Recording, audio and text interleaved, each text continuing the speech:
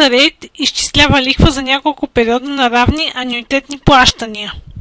Задължителни за въвеждане са броят на периодите, стойността на анюитетното плащане и сегашната стойност, която представлява общата сума, която съответства на поредицата бъдещи анюитетни вноски.